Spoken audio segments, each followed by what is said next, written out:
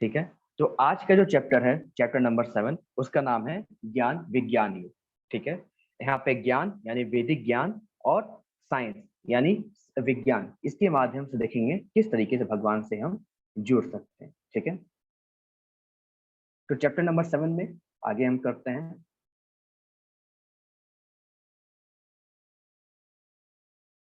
श्लोक number 1, chapter number 7 में श्री भगवानुवाच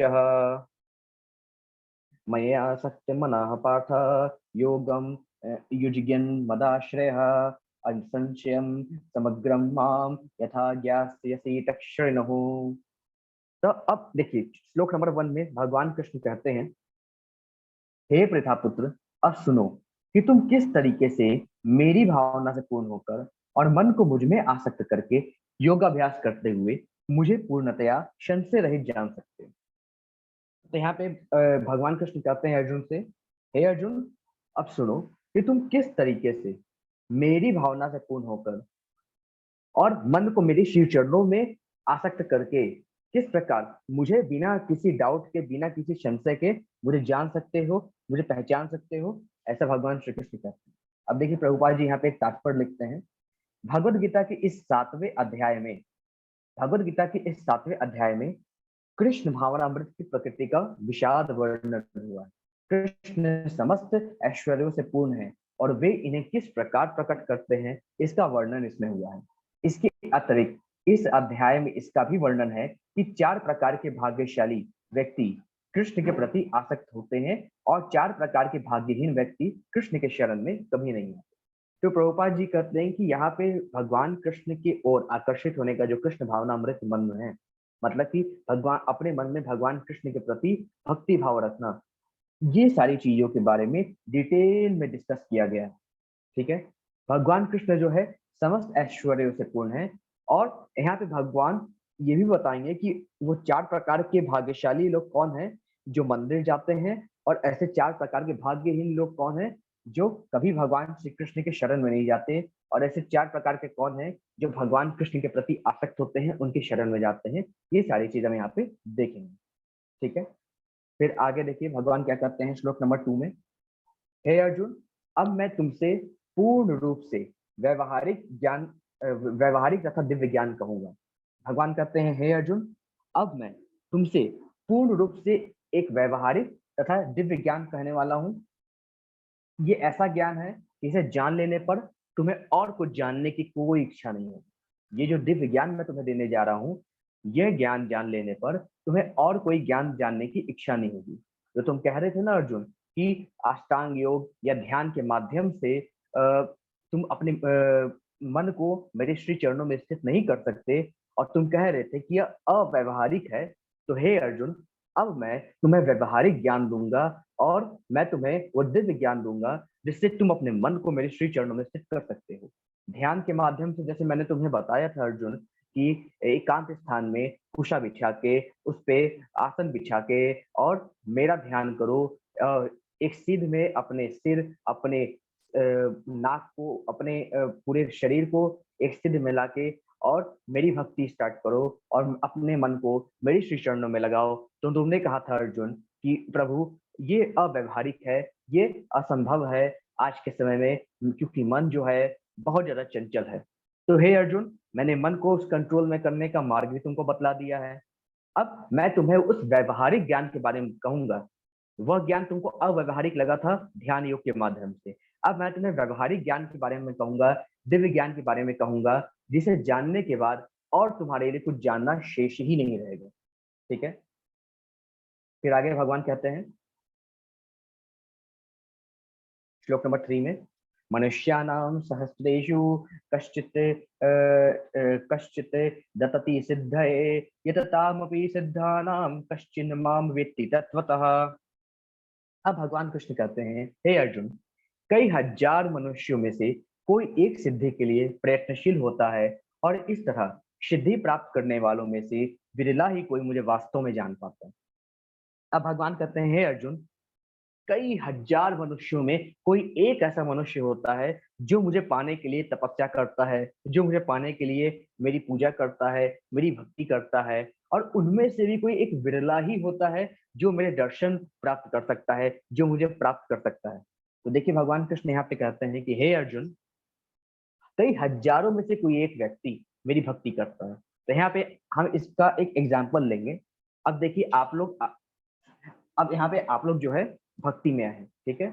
आप लोग इस्कॉन से जुड़े हैं, भगवत गीता का क्लास कर रहे हैं, ठीक है। तो आपके भी कई ऐसे रिलेटिव्स होंगे, कई ऐसे दोस्त होंगे जो इसी समय अनेक कार्य कर रहे होंगे। कोई सो रहा होगा, कोई अनेक तरह के सांसारिक क्रियाकलापों में लगा होगा कि नहीं? कोई अपने संसार के कार्यों में लगा होगा, और आप भगवत गीता से जुड़े हैं। तो उन अब सोचिए कि इस भारत भूमि में अगर हम कहें, भारत भूमि में ही 100 करोड़ के लगभग सनातनी है, 100 करोड़ के लगभग।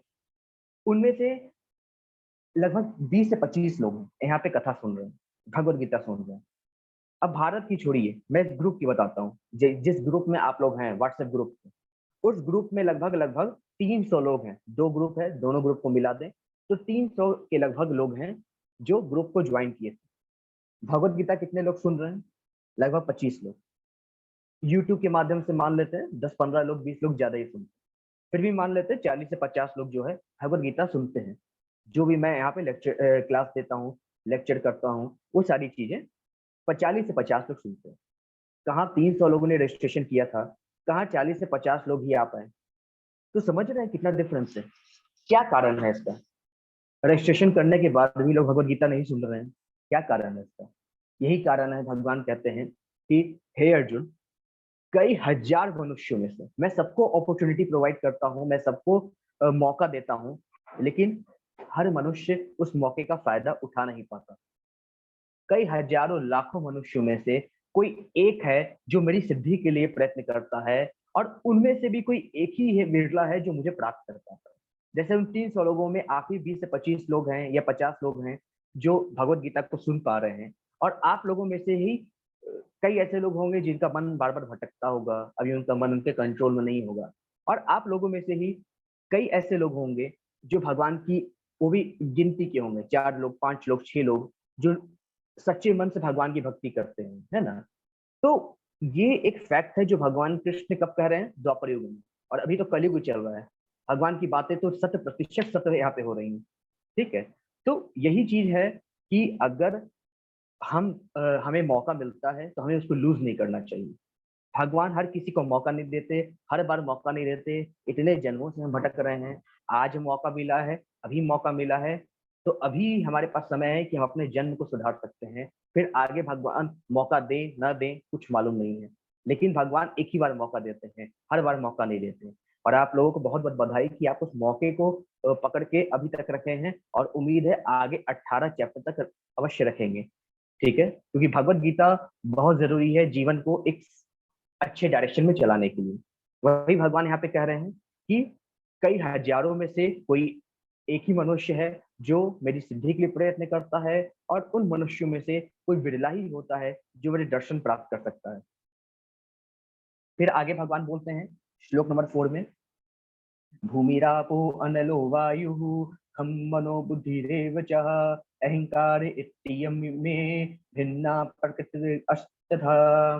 भगवान कृष्ण बोलते हैं, हे अर्जुन, अग्नि, जल, वायु, पृथ्वी, आकाश, मन, बुद्धि तथा अहंकार, ये 8 प्रकार के विभक्त मेरी भिन्न प्रकृति है। भगवान बोलते हैं कि 8 तरह की मेरी अलग अलग तरह की नेचर है। मैं इन 8 चीजों में, प्रमुख चीजों में, वैसे तो भगवान हर कण कण में है, परंतु भगवान कहते हैं इन 8 चीजों में, इन 8 प्रमुख चीजों में मैं हूँ, इन 8 चीजों में मैं विभक्त हुआ हूँ। क्योंकि जो मनुष्य शरीर है अग्नि, जल, वायु, पृथ्वी, आकाश से बना है, तो भगवान ने अपने आप को इन सभी चीजों में विभक्त किया है। ये जो 5 एलिमेंट्स हैं इनमें विभक्त किया है, जैसे हमारा मानव तन बना है। और इस शरीर के साथ साथ हमारा मन, हमारा बुद्धि, हमारा अहंकार, ये भी भगवान के ही विभक्त, भगवान ही इन सारी चीजों में विभक्त है। बस भगवान ये चाहते हैं कि अहंकार से हम मुक्त रहें, हमेशा मन को हमेशा कंट्रोल में रखें। जो हमारी सेंसेस हैं, ज्ञान, 5 ज्ञानेंद्रियां, 5 कर्मेंद्रियां, इनको अपने कंट्रोल में रखें। और मन को कंट्रोल में करने का तरीका तो भगवान पहले ही बता चुके हैं पिछले चैप्टर में। तो यहाँ पे भगवान कहते हैं कि 8 तरह की मेरी विभिन्न प्रकृतियां हैं, भिन्न प्रकृति है। क्या है वो? अग्नि, जल, वायु, पृथ्वी, आकाश, बुद्धि, मन तथा अहंकार। ठीक है, ये चीज भगवान यहाँ पे कहते हैं।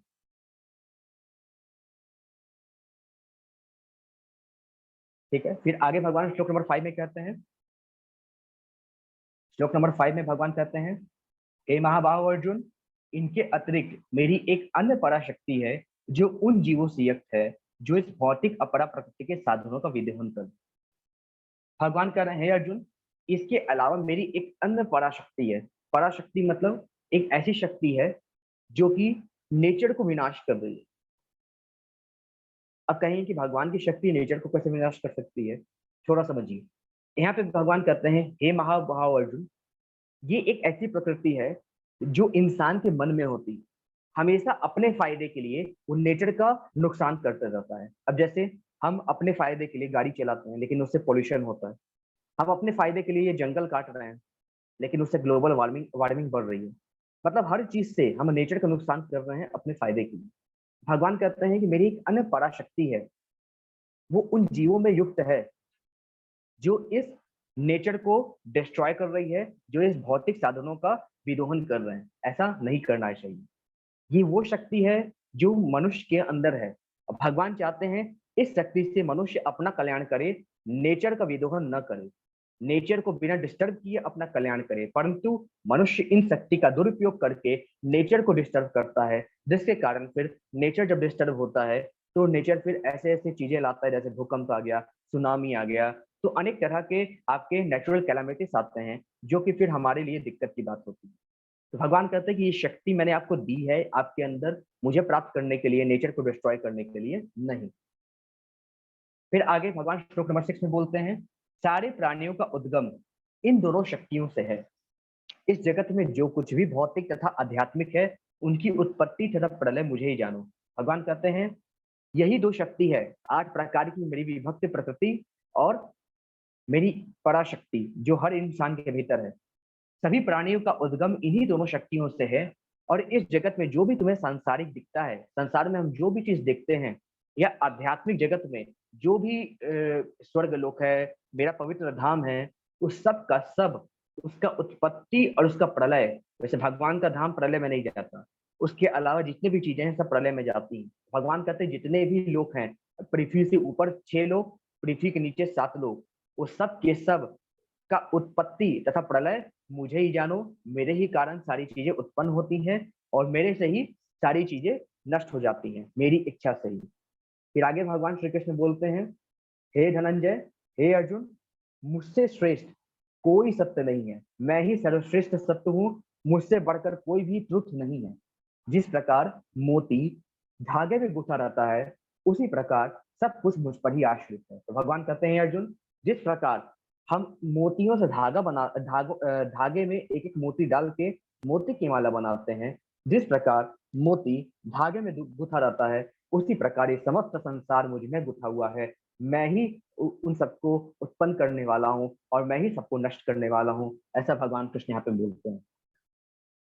फिर आगे भगवान कृष्ण बोलते हैं 7.8 में, रसोहम अपसु कौन्तेय प्रभास्मि शशि सूर्यो प्रणवः सर्ववेदेषु शब्दः के पौरुषम रिपुः।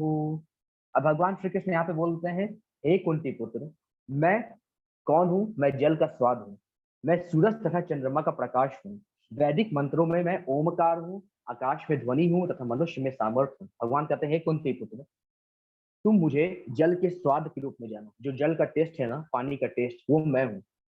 सूरज और चंद्रमा का जो प्रकाश है, जो लाइट है, वो मुझे ही जानो, मैं ही उनका प्रकाश हूँ। वैदिक मंत्रों का जो मंत्र है, स्त्रोत है, उसमें जो ओम आता है, ओम, वो मैं हूँ। भगवान कहते हैं जो वैदिक मंत्रों में ओम आता है, वो कौन है? वो मैं हूँ। आकाश में जो साउंड है, जितने भी साउंड है, सब कुछ मैं हूँ। और मनुष्य में जो बल है, जो सामर्थ्य है, जो पौरुष है, जो पुरुषार्थ है, वो सब कुछ मैं हूँ। ऐसा भगवान कृष्ण यहाँ पे कहते हैं। फिर आगे भगवान कहते हैं, आगे के श्लोक में भगवान कहते हैं कि मैं पानी का स्वाद हूँ, मैं चांद सूरज की रोशनी हूँ, मैं वैदिक मंत्रों का ओम हूँ, मैं आकाश की ध्वनि हूँ, आदमी की योग्यता हूँ, पृथ्वी का सुगंध हूँ, आग का तपिश हूँ, और जितने भी जीवन है सबकी जिंदगी मैं हूँ। सभी तपस्वियों का तपस्या मैं हूँ, सभी अस्तित्व में आई हुई चीजों का मूल बीज मैं हूँ। मतलब अगर इंसान है तो उनको उत्पन्न करने वाले जो बीज है उनका पिता मैं हूँ। मैं ही उस बीज को स्थापित करता हूँ। और अगर कोई पेड़ पौधे हैं, कोई पशु है, उनका भी उत्पन्न करता मैं हूँ। मेरे ही कारण ये सब उत्पन्न होते हैं। ठीक है। बुद्धिमान की बुद्धि हूं मैं, सभी शक्तिशाली पुरुषों का मैं कौशल हूँ, और जो शक्तिशाली है उनकी मैं शक्ति हूँ। ठीक है। तो ये सारी चीजें भगवान यहाँ पे कहते हैं। फिर आगे भगवान बोलते हैं 7.12 में, हे अर्जुन, तुम यह जान लो कि मेरी शक्ति द्वारा सारे गुण प्रकट होते हैं, चाहे वो सतोगुण हो, रजोगुण हो या तमोगुण हो। एक प्रकार से मैं सब कुछ हूँ, किंतु मैं हूँ स्वतंत्र। मैं प्रकृति के गुणों के अधीन नहीं हूँ, अपितु वे मेरे अधीन। भगवान कहते हैं अर्जुन, यह जान लो, मेरी ही शक्ति से 3 गुण प्रकट होते हैं। कौन गुण? सतोगुण, रजोगुण, तमोगुण। ये सब मेरी ही शक्ति से प्रकट होते हैं, और मेरी ही शक्ति से मनुष्य के अंदर सारे गुण आते हैं। परंतु ये जान लो अर्जुन, मैं इन सभी गुणों से परे हूँ। ये मैं इन गुणों के अधीन नहीं हूँ, ये गुण हमारे अधीन है। वैसे मनुष्य जो है इन सभी गुणों के अधीन रहता है, और भगवान जो है इन सभी गुणों के मास्टर हैं। ये सभी 3 गुण, सतोगुण, रजोगुण, तमोगुण, भगवान के अधीन रहते हैं। फिर आगे भगवान कहते हैं श्लोक नंबर 13 में, तीनों गुणों के द्वारा मोहग्रस्त यह सारा संसार मुझ गुणातीत तथा विनाशी को नहीं जानता। भगवान कहते हैं इन तीनों गुणों से मोहित ये समस्त संसार वह मुझ अविनाशी परमात्मा को नहीं जानता, क्योंकि इन तीनों गुणों से वह प्राणी मोहित रहता है। ये 3 गुण मेरे ही द्वारा बनाए गए हैं मनुष्य के लिए।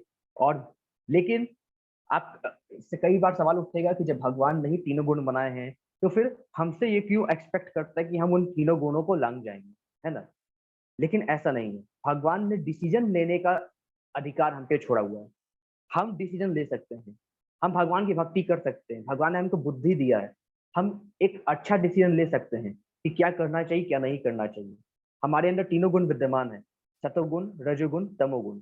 अब हमें डिसीजन लेना है कि हमें किसी की मदद करनी है, या हमें हमेशा क्रोध करते रहना है, या हमें हम हम हमेशा आलस्य करते रहें, जो कि तमोगुण की निशानी है। ये डिसीजन तो हम ले सकते हैं। इसलिए भगवान कहते हैं कि सभी गुणों का निर्माण मैंने किया है, सारी चीजों का निर्माण मैंने किया है, लेकिन उस चीजों को कैसे यूज करना है ये डिसीजन मनुष्य को लेना है। जिस प्रकार से घर का निर्माण जो है कौन करता है? मिस्त्री करते हैं, मजदूर करते हैं घर का निर्माण। पूरा का पूरा मैपिंग कौन करता है? इंजीनियर्स ये सारी चीजें करते हैं। लेकिन घर में रहना तो आखिरकार मनुष्य को ही है। घर में क्या व्यवस्था होगी, किस प्रकार से कौन सामान कहाँ पे रखा जाएगा, घर किस तरीके से सजाया जाएगा, घर किस प्रकार से अच्छा लगेगा, ये तो मनुष्य को ही करना है। ये ना तो इंजीनियर करेगा, ना तो घर बनाने वाला मजदूर करेगा, ये मनुष्य को ही करना है। इसी प्रकार से ये समस्त संसार, इस हमारी मानव देह और इसमें उत्पन्न सभी के सभी गुण भगवान ने हमको दिए हैं। लेकिन इन गुणों का कैसे उपयोग करना है, इन गुणों को किस प्रकार से भगवान के श्री चरणों में लगाना है, वो सारी चीजें हम ही को डिसीजन लेनी पड़ती है। भगवान ने इसको हमारे ऊपर छोड़ रखा है। इसलिए हम ये नहीं कह सकते भगवान ने गुण बनाया है तो हम क्यों भगवान के गुणों को लांघे।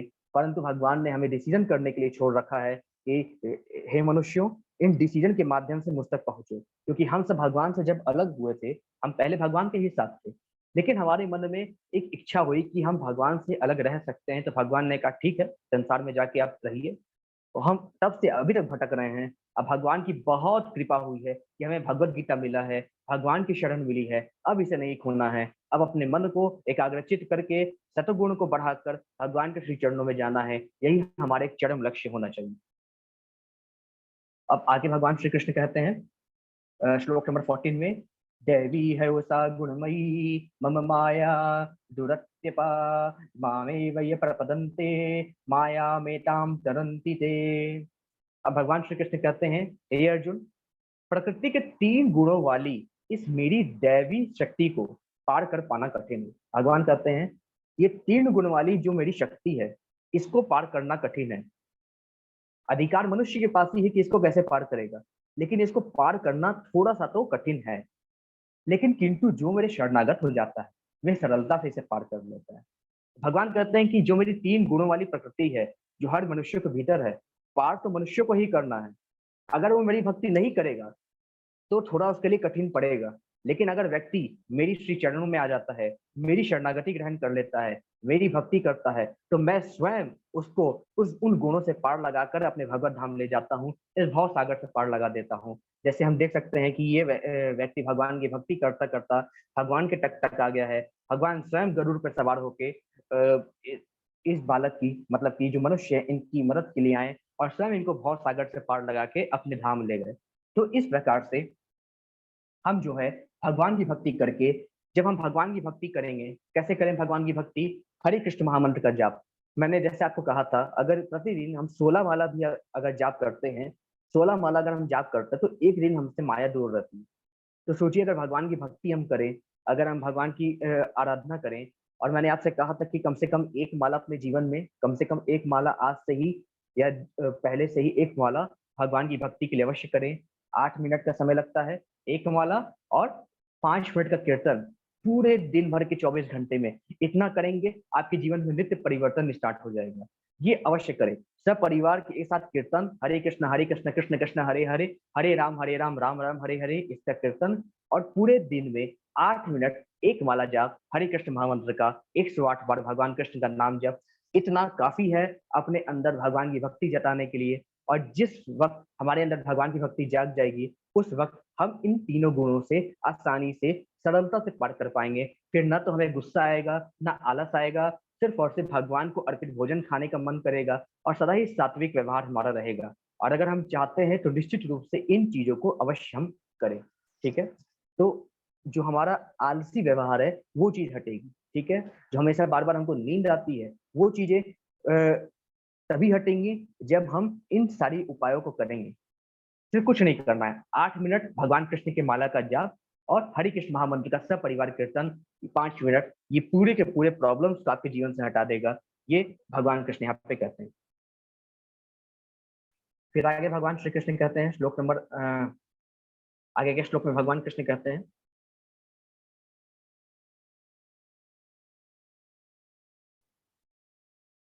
श्लोक नंबर 15 में भगवान कहते हैं, नमाम दुष्कृतिनो मूढ़ा प्रपदन्ते नराधमः माययाप हृतज्ञाना आसुरम भवमाश्रितः।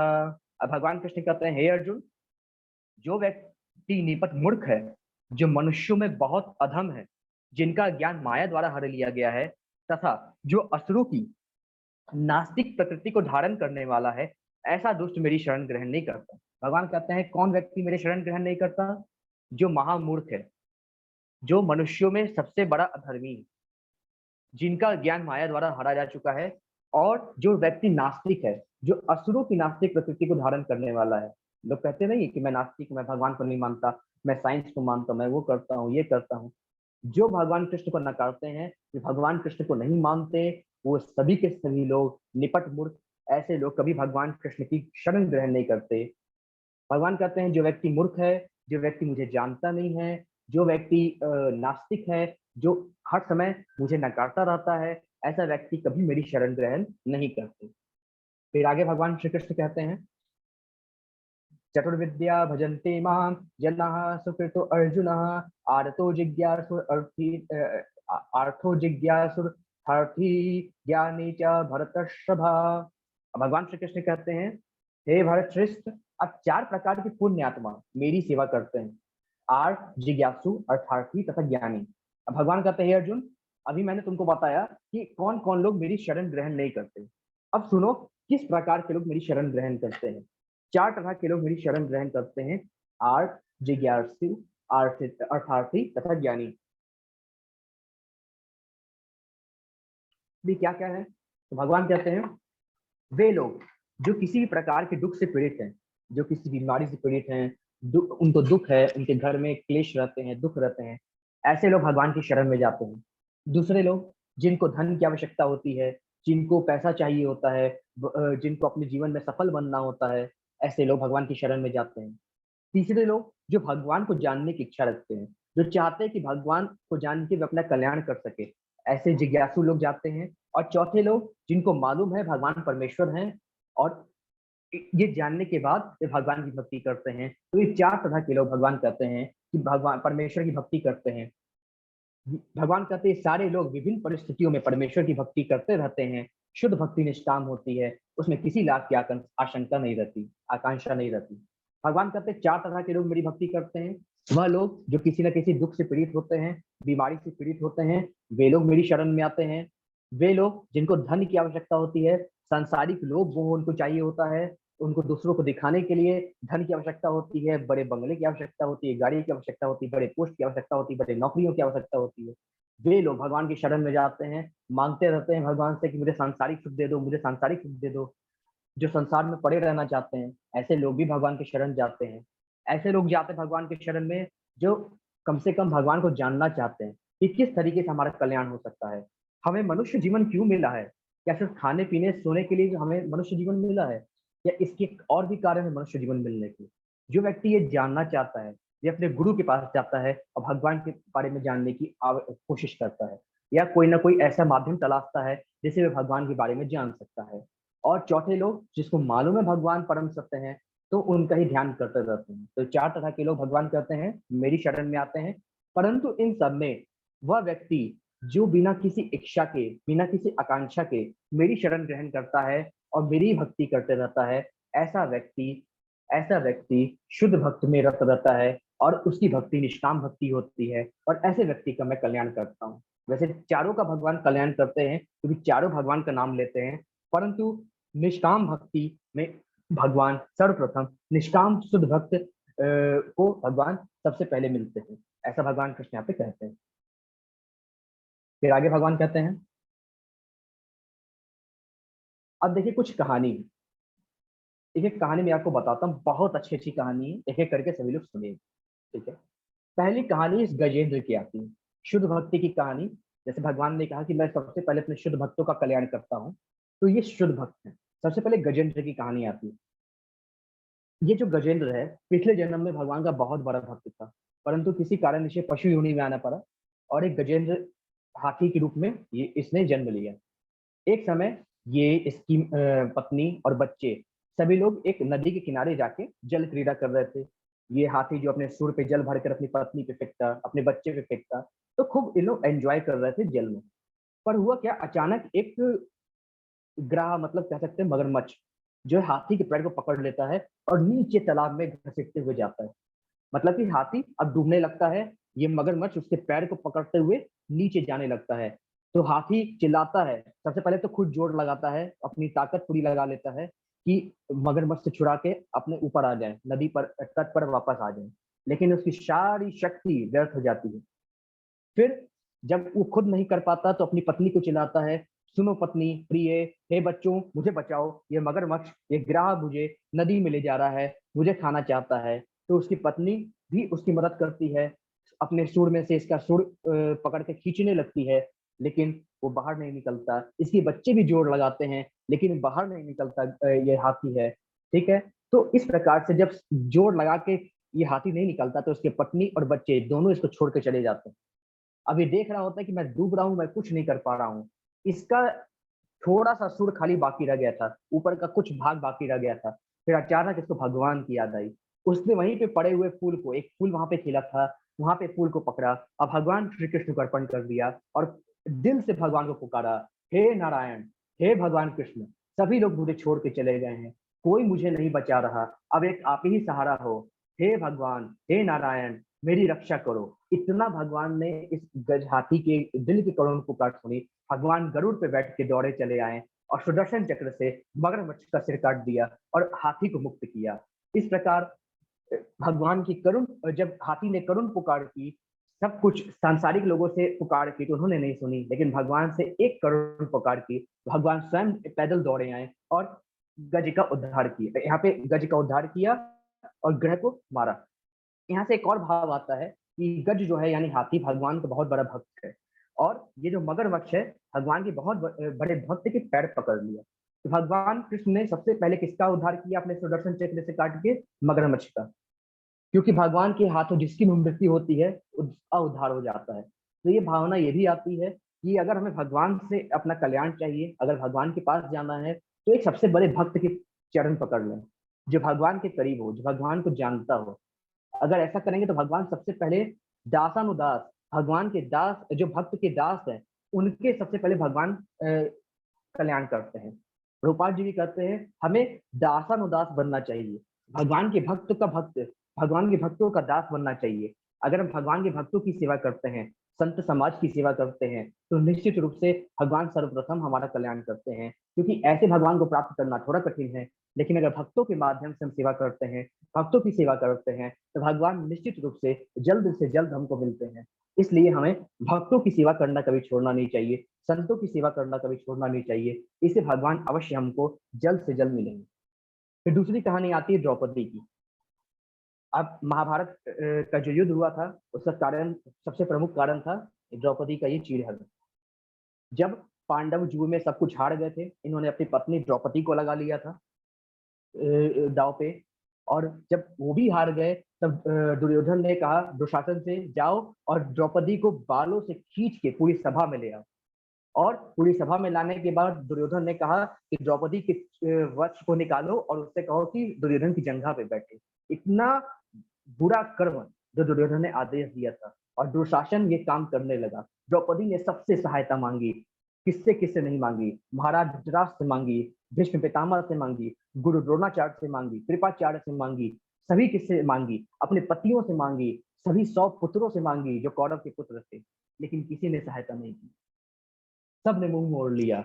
सबसे कहती थी आप तो वृद्ध हैं, आपके सामने कुल वधु का अपमान हो रहा है, उसके वस्त्र निकाले जा रहे हैं, आप किस प्रकार से चुप हो सकते हैं। लेकिन किसी ने उनकी सहायता नहीं की। और जब सब कुछ कोई उनकी सहायता नहीं कर रहा था, दुशासन उनके वस्त्र खींचने लगा, तो अंत में उन्होंने गोविंद को याद किया, हे गोविंद, हे गोपाल, मेरी लाज बचा लो, मेरी लाज की रक्षा कर लो। और उस समय तुरंत भगवान श्री कृष्ण प्रकट हो गए, और उन्होंने स्वयं अपने हाथों से, उनके हाथों से एक लंबी साड़ी निकलती हुई दिखाई दी, और वो जाके द्रौपदी से लिपट गई। और इतनी लंबी साड़ी थी, दुशासन खींचते खींचते खींचते खींचते 4 घंटे बीत गए, खींचते खींचते बेहोश हो गया। और भगवान ने इस प्रकार से द्रौपदी की लाज की रक्षा की। तो जब कोई काम नहीं आया, तब गोविंद काम आए, भगवान कृष्ण काम आए। इसलिए हम सबको भी, हमारे जीवन में कोई नहीं काम आने वाला, हमारे जो रिश्तेदार है, नातेदार है, रिलेटिव है, दोस्त है, कोई नहीं काम आने वाला जब तक हमारे साथ उनका काम चल रहा है। जब हमारे साथ उनका काम निकल रहा है, तब तक वो हमारे हैं। लेकिन जिस दिन हम उनके काम आना बंद हो गए, हमारे रिश्तेदार, नातेदार, सब कुछ, सब हमें छोड़ कर चले जाएंगे। हमारे लिए काम सिर्फ एक ही व्यक्ति आने वाला है, और वो है गोविंद, भगवान कृष्ण, जो हमारा इस लोक में भी और उस परलोक में भी हमारी सहायता करेंगे। और जब हम उसके उनके धाम जाएंगे, उनके तट पर जाएंगे, वही भगवान है जो हमें अपने भाव सागर पार करा के अपने धाम तक ले जा सकते हैं। इसलिए हमें संसार के चक्कर में न पड़ के भगवान कृष्ण के चक्कर में पड़ना चाहिए। संसार के कर्तव्यों को पूरा कीजिए, कोई मना नहीं कर रहा है, लेकिन उन्हें आसक्त मत होइए कि मेरा बच्चा, मेरा बेटी, मेरा वो सब कुछ मेरा यही है। संसार में कोई हमेशा नहीं रहेगा। 40-50 साल, 60 साल बाद हर किसी को भगवान के धाम जाना है, हर किसी को इस शरीर को छोड़ के जाना है, कोई किसी का नहीं है। इसलिए सभी व्यक्ति को, जितने भी लोग हैं सुन रहे हैं, चाहे यूट्यूब के माध्यम से हो, चाहे अभी आप लोग क्लास में सुन रहे हैं, सभी लोग ये जान लीजिए, भगवान तक जाना है तो भगवान की भक्ति करनी ही पड़ेगी। कोई हमें, कोई रिश्तेदार, नातेदार हमको भगवत धाम नहीं लेके जा सकता। सिर्फ हमारी की हुई इस मनुष्य जन्म में भक्ति ही भगवान तक ले जा सकती है। ये हमको ध्यान होना चाहिए। तीसरी कथा आती है, ये आती है वेद व्यास, इनके पुत्र श्री सुखजी महाराज की। एक समय की बात है कि भगवान शिव जो है माता पार्वती को अमर कथा सुना रहे थे, मतलब श्री राम की कथा सुना रहे थे। तो उस समय जब श्री राम की कथा सुना रहे थे, तो उस समय जो है भगवान शिव ने कहा था कि पार्वती, मैं तुमको एक कथा सुना रहा हूँ, परंतु तुम सोना मत, क्योंकि ये एक अमर कथा है। और अगर आपने ध्यान से नहीं सुना, भगवान श्री कृष्ण के प्रति आपकी अगर भक्ति नहीं रही, तो निश्चित रूप से आपको नींद आ जाएगी। तो माता पार्वती ने कहा कि नहीं नहीं प्रभु, आप सुनाइए, मैं सुन रही हूँ। तो भगवान ने कथा स्टार्ट किया, श्री राम कथा स्टार्ट किया।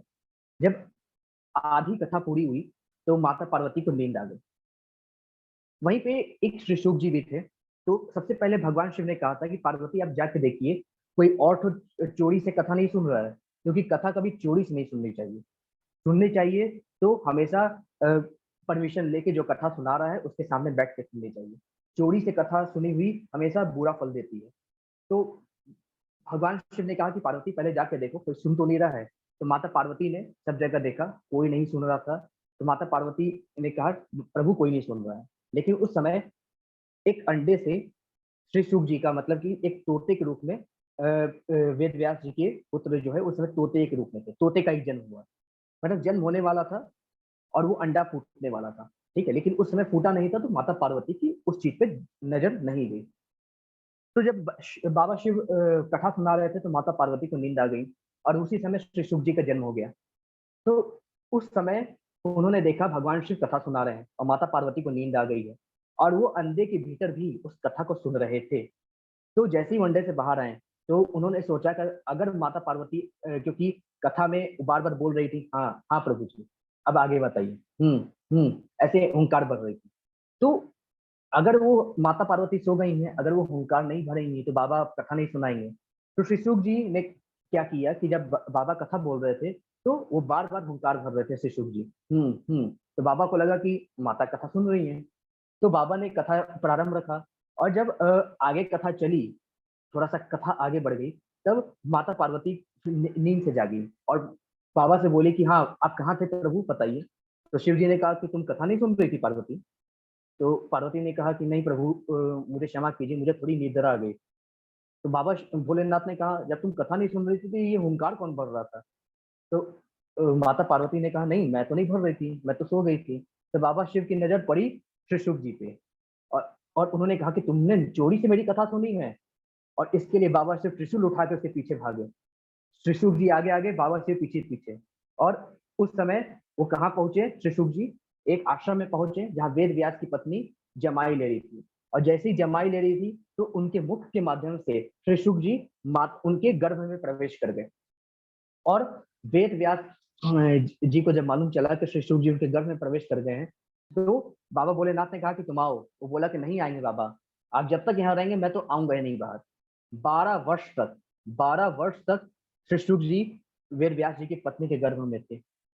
वो इतनी पीड़ा से चिल्ला उठी, इतनी पीड़ा से चिल्ला उठी कि वेद व्यास जी ने बाबा भोलेनाथ से कहा भोले बाबा प्रस्थान कीजिए, अब मेरी पत्नी को बर्दाश्त नहीं हो सकता। तो भोले बाबा वहां से गए। तब वेद व्यास जी ने, क्योंकि वो स्वयं भगवान नारायण के अवतार थे, उन्होंने उनकी पत्नी के गर्भ में श्री शुक जी से कहा आप बाहर आ जाइए, अब बाबा भोलेनाथ जा चुके हैं। तो श्री शुक जी ने कहा नहीं मैं बाहर नहीं आऊंगा, मैं बाहर आऊंगा तो भगवान नारायण की माया मुझे सताने लगेगी, उनकी माया मुझे जकड़ लेगी। इसलिए सबसे पहले मायापति आके वचन दे मुझे कि उनकी माया मुझे नहीं सताएगी, तो मैं आऊंगा बाहर। तब वेद व्यास जी ने, उनकी पत्नी ने भगवान नारायण को पुकारा। भगवान नारायण वहां पर आए और उन्होंने कहा कि अब देखिए जैसे यहाँ पे भगवान नारायण आए और इन्होंने श्री शुक जी से कहा कि मैं तुम्हें वचन देता हूँ मेरी माया तुमको नहीं सताएगी। और जिस प्रकार से भगवान कृष्ण ने वचन दिया और जैसे ही अंतर ध्यान हुए, श्री शुक जी तुरंत जन्म ले लिए। और जैसे ही उन्होंने जन्म लिया सब कुछ छोड़कर जंगल की ओर चल दिए। नंगे बदन से नंगे बदन जंगल की ओर चल दिए। क्योंकि वो माया से रहित थे तो उनके लिए क्या माँ क्या माँ क्या बाप, कोई उनके लिए ये रिश्ता ही नहीं था। उनके पीछे वेद व्यास जी दौड़े चले गए, पुत्र रुको पुत्र रुको, रुक जाओ रुक जाओ। लेकिन जो वेद व्यास जी के पुत्र शिशुक जी थे वो ऐसे चलते चले गए, चलते चले गए। ठीक है, ये कथा श्रीमद् भागवतम में भी आती है। ठीक है, तो आप चाहे तो उसको भी, श्रीमद् भागवतम के लेक्चर भी मेरे यूट्यूब पे अपलोड है। ठीक है, हर डेली मैं कुछ कुछ श्लोक लेते रहता हूँ। तो अगर आपको श्रीमद् भागवतम भी हर रोज कुछ ना कुछ श्लोक का अध्ययन करना है तो आप वहां पे जाके उस लोगों को देख सकते हैं। ठीक है, श्रीमद् भागवतम के लगभग 16-17 लेक्चर पूरे हो गए हैं। आप वहां पे जाके उस चीज को देख सकते हैं। बहुत अच्छी किताब है श्रीमद् भागवतम, आप सभी को अवश्य सुननी चाहिए। ठीक है, अगर किसी ने मेरे यूट्यूब चैनल को अभी तक सब्सक्राइब नहीं किया है तो आप इसको सब्सक्राइब कर सकते हैं, मैं यहाँ पे लिंक डाल देता हूँ। ठीक है, तो ये लिंक है मेरे यूट्यूब चैनल का। तो यहाँ पे श्रीमद् भागवतम की भी क्लास रहती है। तो यहाँ पे मैं वीडियो अपलोड करता हूँ, वीडियो पे आप जाके देख सकते हैं। बहुत अच्छी कथा चल रही है। ठीक है, श्रीमद् भागवतम की आप सभी लोग अच्छे से इसको सीखेंगे, बहुत कुछ सीखेंगे। ठीक है, फिर चौथा एक आता है यहाँ पे। चौथा जो पिक्चर है ये है उस समय का, जब महाराज परीक्षित श्रीमद् भागवतम की क्लास लेने किसके पास पहुंच गए, श्री शुक जी महाराज के पास। तो जब राजा परीक्षित को श्राप लगा कि 7वें दिन तुम्हारी मृत्यु हो जाएगी, तो उन्होंने उसी क्षण सभी के सभी वैभव को त्याग दिया, सभी के सभी राजमहल को त्याग दिया और तुरंत वो श्री शुक जी के पास पहुंचे और कहे प्रभु जिसकी मृत्यु 7वें दिन हो उसे क्या करना चाहिए। तो श्री शुक जी कहें उनको श्रीमद् भागवतम सुनना चाहिए। तो उसके बाद श्री शुक जी ने 7 दिन 7 रात बिना कुछ खाए बिना कुछ पिए 7 दिन भागवत सुनाई। तो यहाँ पे राजा परीक्षित और जितने भी अन्य ऋषिगण थे सभी लोग मिलके श्री शुक जी के मुख से भागवत सुन रहे थे। श्री शुक जी पहले वक्ता हैं जो भागवत कह रहे हैं और परीक्षित जो पहले श्रोता हैं जो भागवत सुन रहे हैं, और जितने भी महर्षिगण हैं परीक्षित जी के साथ वो श्रीमद् भागवतम का पाठ सुन रहे हैं। ठीक है, तो ये आपका बहुत अच्छा ये एग्जाम्पल है शुद्ध भक्ति का। फिर अब ध्रुव जी महाराज की बात आती है। ध्रुव जी महाराज 5.5 वर्ष के हैं। ठीक है, और उनकी 2 मैया हैं, एक का नाम सुनीति है, एक का नाम सुरुचि है। जो माता सुनीति है वो इनकी मैया है, सगी मैया है, और जो सुरुचि है वो इनकी सौतेली माँ है। सौतेली माँ से एक बेटा था, और जो इनकी सुनीति माता है इनका एक बेटा ध्रुव था। ठीक है, एक समय ध्रुव अपने पिता के गोदी में बैठे थे, तो इनकी जो माता सुरुचि आई उन्होंने इनके पिता के गोद से ध्रुव को ढकेल के नीचे फेंक दिया। तो ध्रुव ने कहा कि आपने मुझे ऐसे क्यों फेंक दिया माता, मैं तो अपने पिता के गोद में बैठा हूँ ना। तो उसकी सौतेली माँ सुरुचि ने कहा कि तुम अगर पिता के गोद में बैठने चाहते हो तो तुम्हें मेरे कोख से जन्म लेना पड़ेगा, नहीं तो तुम पिता के गोद में बैठने के अधिकारी नहीं हो। तो जब ध्रुव जी ये सारी चीजें देखें तो रोते हुए अपनी माता सुनीति के पास गए और उनसे कहे कि माता देखो ना, मुझे पिता के गोद से नीचे गिरा दिया और कहा कि मेरी कोख से जन्म लेना पड़ेगा अगर पिता की गोद चाहिए तो माता सुनीति ने कहा, बहुत अच्छा वाक्य कहा कि बेटा तुम पिता के गोद की चिंता क्यों करते हो, जाओ तुम जगत पिता के गोद में बैठो, जाओ जंगल में उनकी प्रार्थना करो। ऐसी माता थी जो कहीं जाओ भगवान की भक्ति करो। आजकल ऐसा कोई है? कोई नहीं है, सब माया में ही अपने बच्चों को फंसा के रखते हैं। लेकिन अगर हमें चाहते हैं कि हमारे बेटा संस्कारी बने, हमारा बेटा धर्मवान बने, तो निश्चित रूप से इतना तो कह ही सकते हैं कि प्रतिदिन उठ के 10 से 15 मिनट भगवान की भक्ति करो। इतना तो हम एक माँ होने के नाते कह ही सकते हैं। तो अवश्य हमको करना चाहिए। अगर हम सभी यहाँ पे यूथ हैं तो हम सबको अवश्य करना चाहिए, और अपने भाई बहनों को भी करना चाहिए कि 10 से 15 मिनट भगवान की भक्ति अवश्य करें। या अगर कोई पेरेंट्स यहाँ पे हैं तो वे निश्चित रूप से अपने बच्चों को प्रातः काल सुबह 6 से 7 बजे के बीच अवश्य भगवान की भक्ति अवश्य कराएं। उनका जीवन सफल होगा, वो धर्म में बनेगा और वे भी धर्मात्मा बनेंगे। तो जब सुनीति माता ने कहा कि बेटा जाके तुम तपस्या करो, तो ध्रुव महाराज निकल गए जंगल में भगवान की खोज करने। तभी नारद मुनि ने देखा, अरे ये बालक कहाँ जा रहा है। तो उन्होंने ध्रुव महाराज को रोका और कहा कि बेटा कहाँ जा रहे हो जंगल में। तो 5.5 वर्ष का बेटा, 5.5 वर्ष का बालक कहता है मैं भगवान श्री हरि के खोज में जा रहा हूँ, उनसे मिलने जा रहा हूँ। तो नारद जी ने कहा क्या बात कर रहे हो, भगवान श्री हरि के जंगल में मिलेंगे, उनको पाना इतना आसान नहीं है, बहुत कठिन है। तो श्री ध्रुव जी ने कहा मैं घर से निकला ही उनको पाने के लिए, अगर आप जानते हैं रास्ता तो मुझे बता दीजिए आप। तो नारद जी ने कहा बेटा तुम घर लौट जाओ, तुम्हारी अभी उम्र नहीं है भक्ति करने की, तुम्हारी उम्र नहीं है भगवान को पाने की, जैसे आजकल लोग कहते हैं अभी उम्र नहीं भगवान की भक्ति करने की। वही नारद जी कह रहे हैं अभी तुम्हारी उम्र नहीं है भगवान की भक्ति करने की। तो ध्रुव जी ने कहा नहीं मुझे तो भक्ति करनी, मुझे भगवान नारायण को प्रसन्न करना है। तब नारद जी ने कहा ठीक है, अगर तुम भगवान को प्रसन्न करना चाहते हो तो इस मंत्र का जाप करो, ओम नमो भगवते वासुदेवाय, ओम नमो भगवते वासुदेवाय। तो नारद जी क्या बने, ध्रुव जी के गुरु बने। नारद जी कई लोगों के गुरु बने हैं, वेद व्यास जी के गुरु बने हैं, ध्रुव जी के गुरु बने, प्रहलाद जी के गुरु बने, माता पार्वती के गुरु बने, कई लोगों के गुरु नारद जी बने। तो जब नारद जी ने मंत्र दिया, गुरु मंत्र दिया, तो ध्रुव जी ने जंगल में जाके भगवान नारायण का ध्यान किया। किस प्रकार ध्यान किया, उनको 6 महीने में भगवान नारायण के दर्शन हो गए। पहले महीने उन्होंने भोजन का त्याग किया, भोजन का त्याग किया, सिर्फ फल लेते थे, पहले महीने फल खाकर जिंदा रहते थे। दूसरे महीने फल का भी त्याग कर दिया, सिर्फ पेड़ के पत्ते खाकर वो जीवित रहते थे।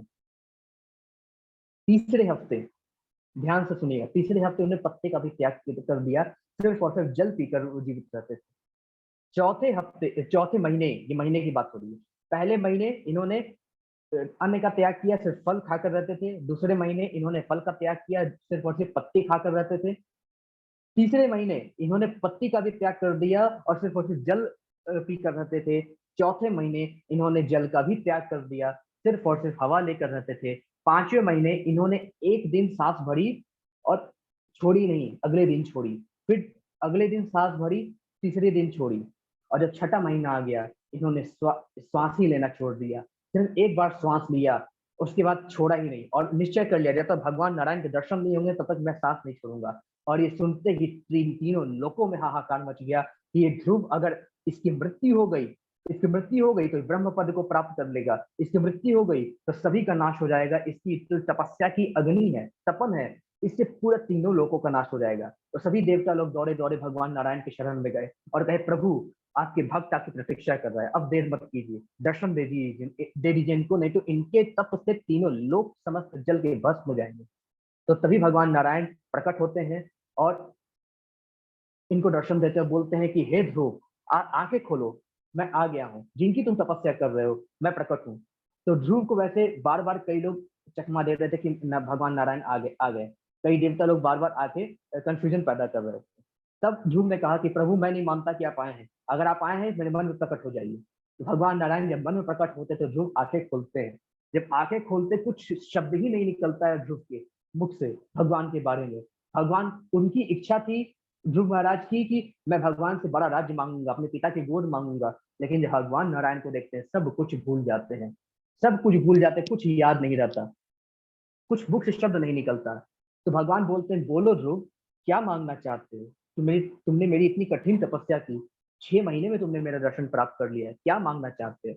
ध्रुव के मुख से कुछ शब्द ही नहीं निकलता, क्या निकलता है, जगत पिता को देख लिया। तब भगवान कृष्ण ने अपने हाथ में जो शंख था उसको सर पे लगाया ध्रुव जी के, और तुरंत उनको उसी क्षण चारों वेदों का ज्ञान हो गया और भगवान की भक्ति करने लगे ध्रुव। इस प्रकार से एक शुद्ध भक्ति से भगवान नारायण 6 महीने में ध्रुव को मिल जाते हैं। तो ये शुद्ध भक्ति का एक एग्जाम्पल है। फिर एक एग्जाम्पल है हनुमान जी का। हनुमान जी की शुद्ध भक्ति इतनी बड़ी है कि जब भगवान श्री राम के रूप में भगवान श्री राम और लक्ष्मण सबरी माई के आश्रम से जब पंपा सरोवर में पहुंचे थे, तो वहां पे हनुमान जी उनसे मिले और हनुमान जी उनको ऋषिमुख पर्वत तक लेके गए थे। ऋषिमुख पर्वत पर उन्होंने किसके साथ, सुग्रीव के साथ इनकी मित्रता करवाई थी, इनकी दोस्ती कराई थी, और उसके बाद बलि का वध हुआ और फिर सुग्रीव और वानर सेना मिलके रावण का वध करके वापस अयोध्या आए थे श्री राम। तो ये भी एक शुद्ध भक्ति का एग्जाम्पल है। और ये आखिरी में नैमिषारण्य में एक यज्ञ चल रहा है, ये भी श्रीमद् भागवतम में कथा आती है कि जब 1000 वर्ष तक चलने वाला यज्ञ, जब सोनक ऋषि और आदि ऋषि सब साथ में यज्ञ करने लगे, तो ब्रह्मा जी के पास गए कि मुझे एक ऐसा स्थान बताइए कि 1000 वर्ष तक वहां पे यज्ञ हो सके। तो ब्रह्मा जी ने एक चक्र का निर्माण किया और कहा कि चक्र जहाँ पे रुकेगा वहीं पे आप लोग यज्ञ का आरंभ कीजिए। तो चक्र जाके नैमिषारण्य नामक स्थान पे रुका, वहीं पे इन्होंने यज्ञ का आरंभ किया। और अगले दिन जब श्री सूत जी महाराज, जो इन महर्षियों में बैठे थे श्री सूत जी के मुख से कथा सुनने के लिए, तो श्री सूत जी महाराज जब वहां पे पधारे तो शौनक आदि ऋषियों ने उनके मुख से श्रीमद् भागवतम की कथा सुनी और वे इस कथा को सुनकर उनकी भी मुक्ति हो गई। तो ये साथ के साथ जो शुद्ध भक्ति के एग्जाम्पल है, हर मनुष्यों के लिए एक प्रेरणा देने वाली है कि भगवान नारायण ही हमारे सब कुछ हैं, उनके अलावा संसार में कोई नहीं है। हम सबको भगवान नारायण की भक्ति और उनकी सेवा अवश्य करनी चाहिए। ठीक है, अब आगे चलते हैं। फिर आगे के श्लोक में हम देखते हैं भगवान श्लोक नंबर 17 में कहते हैं, तेषाम ज्ञानी नित्ययुक्त एक भक्ति विरिष्यते प्रियो हि ज्ञानेनो अत्यर्थम स च मम प्रिय। भगवान कृष्ण कहते हैं, इनमें से जो परम ज्ञानी है, जो व्यक्ति शुद्ध भक्ति में लगा रहता है वो परम ज्ञानी है, और शुद्ध भक्ति में लगा रहता है वह सर्वश्रेष्ठ है, क्योंकि मैं उसे अत्यंत प्रिय हूँ और वह मुझे अत्यंत प्रिय है। भगवान कहते हैं, अर्जुन, जो व्यक्ति बुद्धिमान है, जो परम ज्ञानी है, जो जानता है मैं परमेश्वर हूँ, ऐसा व्यक्ति जो मेरी शुद्ध भक्ति में लगा रहता है वह मुझे अत्यंत प्रिय होता है और मैं भी उसका अत्यंत प्रिय होता हूँ। ऐसा भगवान श्री कृष्ण यहाँ पे कहते हैं। फिर आगे भगवान श्री कृष्ण यहाँ पे कहते हैं, हे अर्जुन, बहुनाम जन्म नामन्ते ज्ञानवान माम प्रपदन्ते वासुदेव सर्वमिति स महात्मा सदुर्लभ सुदुर्लभ। भगवान कृष्ण कहते हैं, हे अर्जुन, अनेक जन्म जन्मांतर के बाद जिसे सचमुच ज्ञान होता है वह मुझको समस्त कारणों का कारण जानकर मेरी शरण में आता है, ऐसा महात्मा अत्यंत दुर्लभ होता है। तो भगवान कहते हैं, हे अर्जुन, जो व्यक्ति कई जन्म जन्मांतर के बाद, जैसे हम सबको कई जन्मों के बाद भगवान की गीता सुनने को मिली है, भगवान के बारे में जानने को मिला है, कई जन्म हम ले चुके होंगे, कई योनियों में भटक चुके होंगे, तो कई जन्म जन्मांतर के बाद हमें भगवान की शरण मिली है। भगवान कहते हैं, अनेक जन्म जन्मांतर के बाद जिसे सचमुच ज्ञान हो जाता है कि मैं ही परमेश्वर हूँ, मैं ही सभी चीजों का कारण हूँ, और जो इस तरह भाव रख के मेरी शरण में आता है, ऐसा महात्मा अत्यंत दुर्लभ है। हम सबको भी ऐसा ही बनना चाहिए। अब हमें ज्ञान हो चुका है भगवान के बारे में, तो निश्चित रूप से भगवान को परमेश्वर मान के हमें उनके शरण में जाना चाहिए, उनकी शरणागति ग्रहण करना चाहिए। अवश्य ही इसी जन्म में हमारा कल्याण हो जाएगा। जन्म जन्मांतर के चक्कर में से हम मुक्त हो जाएंगे। जो बार बार जन्म, बार बार मरण से हम पूरी तरीके से हम बार बार जन्म ले लेते हैं, बार बार मर जाते हैं। इस तरीके से हम जो बार बार ये जन्म मरण के चक्कर में फंसे हुए हैं, उससे मुक्त हो जाएंगे। फिर आगे भगवान श्री कृष्ण कहते हैं श्लोक नंबर 20 में, जिनकी बुद्धि भौतिक इच्छाओं द्वारा मारी गई है, वे देवताओं की शरण में जाते हैं और वे अपने अपने स्वभाव के अनुसार पूजा विशेष विधि विधानों का पालन करते हैं। भगवान कहते हैं, अर्जुन, जिनकी बुद्धि सांसारिक इच्छाओं द्वारा मारी गई है, जो व्यक्ति हमेशा सांसारिक इच्छाओं के पीछे भागते रहते हैं, ऐसे वे अपने अपने स्वभाव के अनुसार पूजा करते हैं, अपने ही विधि विधान के अनुसार पालन करते हैं।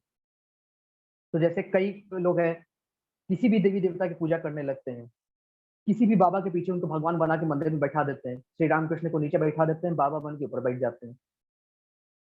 तो ऐसे कई लोग हैं जो किसी को भी भगवान बना देते हैं। जैसे मैंने बताया था, भगवान के सिर्फ 6 ऐश्वर्य हैं, जिसके पास है वो भगवान है, जिसके पास में भगवान नहीं है।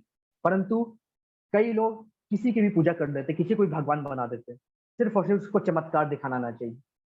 क्या कोई चमत्कार दिखाए वो भगवान हो जाता है क्या?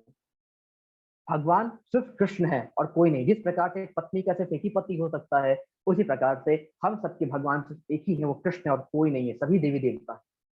भगवान यही कहते हैं, जिनकी बुद्धि सांसारिक इच्छाओं द्वारा मारी गई है, जिनकी बुद्धि सांसारिक इच्छाओं में लगी हुई है, ऐसा व्यक्ति देवताओं के शरण में जाता है। और कई ऐसे व्यक्ति हैं जो अपनी अपनी इच्छा के अनुसार, अपनी श्रद्धा के अनुसार किसी की भी पूजा कर लेते हैं और अपने ही बनाए हुए विधि विधानों का पालन करते हैं। ऐसा व्यक्ति महामूर्ख है। फिर आगे भगवान कहते हैं श्लोक नंबर 21 में, मैं प्रत्येक जीव के हृदय में परमात्मा स्वरूप स्थित हूँ।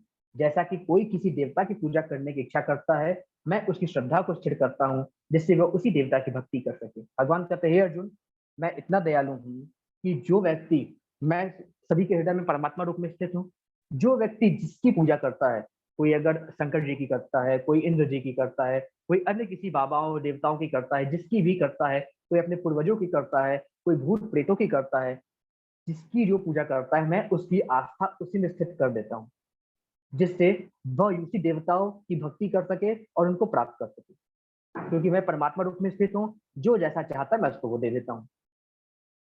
फिर आगे भगवान बोलते हैं 7.22 में, हे अर्जुन, ऐसी श्रद्धा से समन्वित वह देवता विशेष की पूजा करने का यत्न करता है और अपनी इच्छा का पूर्ति करता है, किंतु वास्तविकता तो यह है कि ये सारे लाभ केवल मेरे द्वारा प्रदत्त हैं।